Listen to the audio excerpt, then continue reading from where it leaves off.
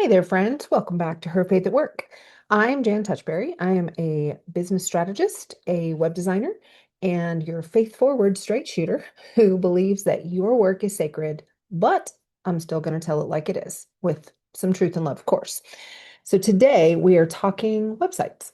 And I have had so many conversations in just the last few weeks, actually, from people who have a website, but for sure are not using it to their full advantage as a business owner. It's actually quite sad. I see it more often than I care to admit that people spend time and money and effort and energy to build a website for their brand and then nothing. Like they just ignore it. They check off the box because it's done and they never go back and revisit to see if it's even working. But I believe that your website should be pulling its weight. It should be pulling its weight. If you're going to invest, then it needs to be pulling its weight. It needs to be bringing in leads. It needs to be growing your business. So, we are going to be diving into one of the most undervalued real estate spots on your entire website. That is your About page. If you're tempted to tune this episode out or skip it because you think my About page is just fine, Jan, I need you to hang with me because what we're going to unpack today could really be the reason that your dream clients are clicking away instead of booking a call. And if you're someone who has put your About page on the back burner because it feels awkward or self-indulgent to write about yourself, this is for you too. Because what I'm going to tell you and hope to get across to you is that your About page isn't actually about you. Spoiler alert. Oh, and if you are the person who's listening and doesn't actually have a website yet, maybe this episode is going to be the one to convince you that 2026 is the year to make that happen. So let's dive in. Truth time. When's the last time you raised your hands for a swift kick in the pants? Well, I'm the no-nonsense type friend who's going to tell you when you have food in your teeth. So let's get right to it. This is your infusion of sacred and secular, calling you higher into who God created you to be, exploring how intimately faith applies to every part of your life, and how you can live that faith every single day in the marketplace. I felt the tension of separation of church and state. I've been one of the few women at a table of men for decades, and I've stood my ground. Are you ready to do the same? These tools, resources, and interviews are meant to do just that. I'm Jan Touchberry, and it's time to share her faith at work.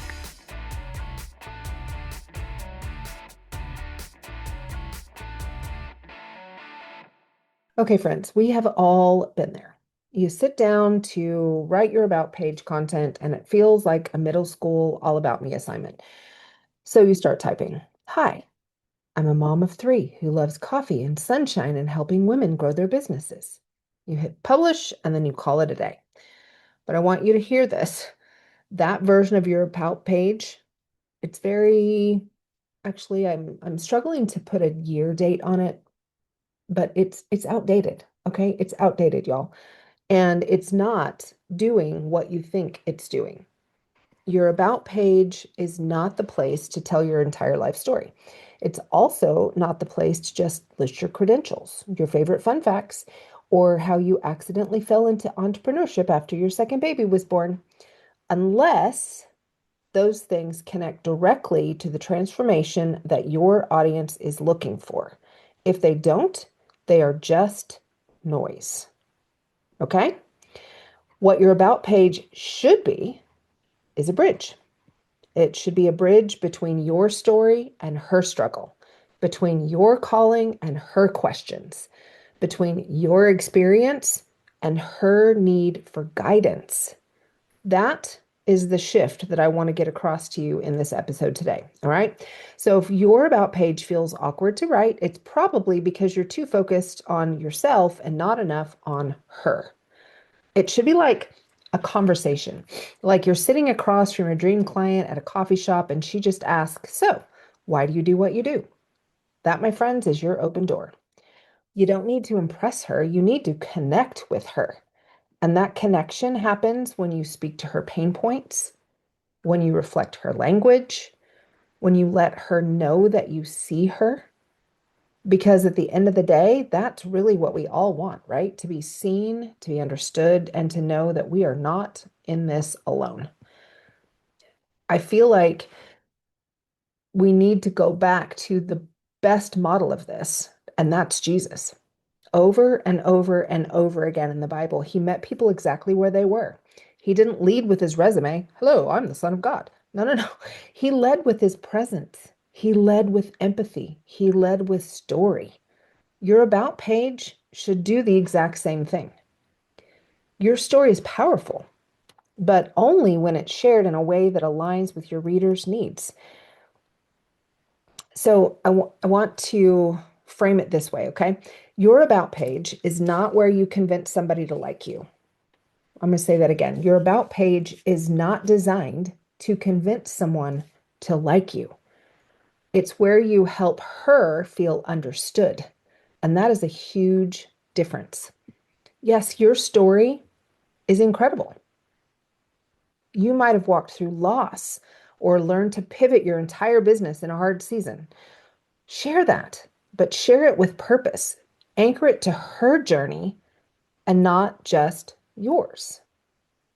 So I want to talk about some practicality here. So I've convinced you, right, that the way that you're writing, what you're writing needs to change, needs to shift. But I want to talk a little bit about structure because clarity is going to come from knowing what belongs and what does not belong. So here's kind of a high converting format that works, especially for personal brands and service providers. All right. So number one, you are going to lead with your reader and not yourself. The very first line should make her feel like you wrote it with her in mind. It's not a, hi, I'm Jan moment. It's a, hey, I know what you're walking through moment. An example might be if you've ever stared at your website wondering why it doesn't reflect who you really are, I see you. That, my friends, is connection. Okay. Number two, you're going to share your relevant story, but with restraint. So now we invite her into your story, but only the part that creates trust and alignment. You don't need to share the whole backstory, just enough for her to say, oh my gosh, she gets it. She gets me. I want you to tie your experience to her struggle. Not every detail needs to be there, only the pieces that create resonance and establish credibility. That is your goal. All right, number three, highlight your values and your voice. This is where your brand personality is really going to shine. Talk about the why behind what you do. People ask me all the time how to blend their faith and their business, hence the name of this podcast. Well, this is your moment. Weave your faith in naturally. This is the place to do it. If it's core to your mission, of course. Maybe you talk about stewarding your gifts or how your business is an act of obedience. I'm not talking about preaching, okay? Unless, of course, that is your brand. Then preach away, sister. But it is the place and the time to share your conviction. If faith is central to who you are and to your business, I don't want you to bury it in the fine print, okay? Let it show up authentically, and you can do it through very simple language. It doesn't have to be super overt, right? Something like, I believe that God is in every detail, including this business. Or, what started as a step of obedience to the Lord turned into my greatest adventure. These little cues speak volumes to the right people. And then next, you're going to establish credibility.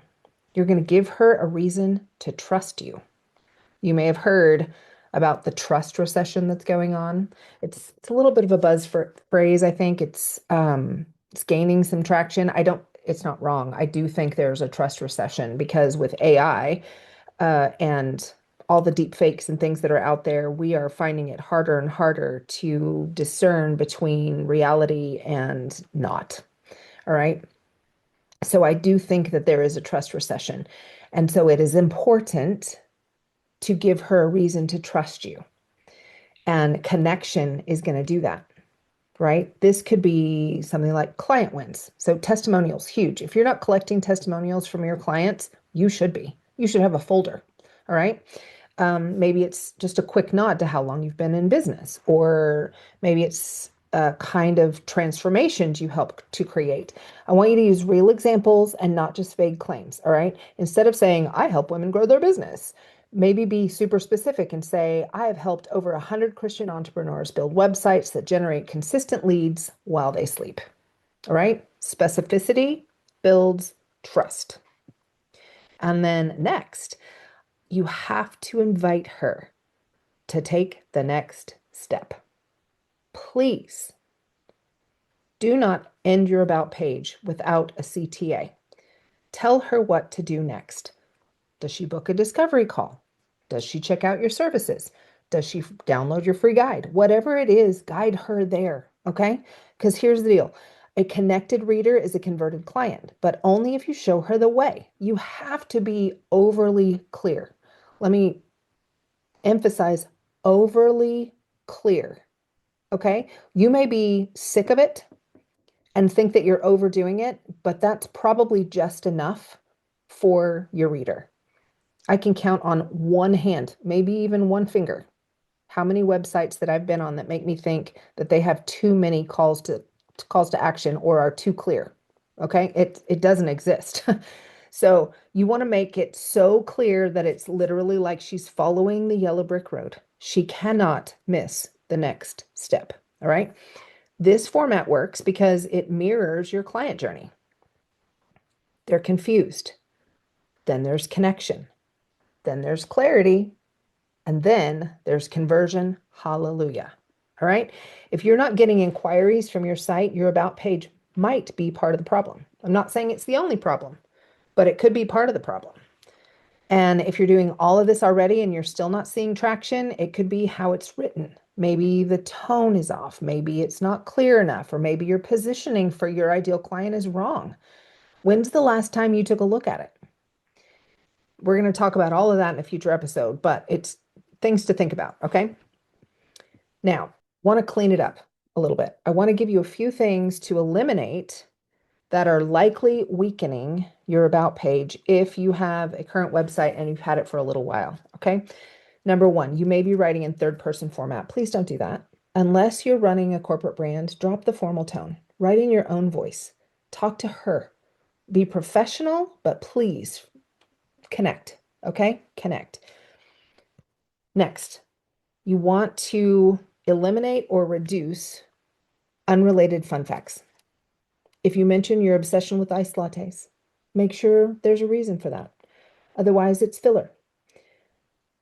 I'm a fan of being able to connect with people in ways that I know that they're like me, but you don't want to overdo it, okay? I've had to take a few of these off my own website recently, and I'm not going to lie, it made me a little sad, but it's not about you. It's about her. And it's not that you can't have any small human connection points, but you want to make sure that their weight on the page is in balance with everything else that's on the page and what should really matter, okay? It is less important that people understand that I'm a survivor junkie than it is that they understand that I am a website designer and brand strategist. All right? So if my about me fun facts are overweighted, I'm doing something wrong. All right? So just take a quick peek. All right, the next, generic jargon. You want to make sure that phrases like empowering women to live their best lives. All right, it sounds pretty, but it doesn't really say anything. The word salad, be specific. And then credential overload. Credential overload. You can establish authority without listing every stinking certification that you have. Great that you have certifications. I am all for them. I have quite a few of them, but you don't need to overdo it. Make it relevant and readable, but not like overly flashy. Okay.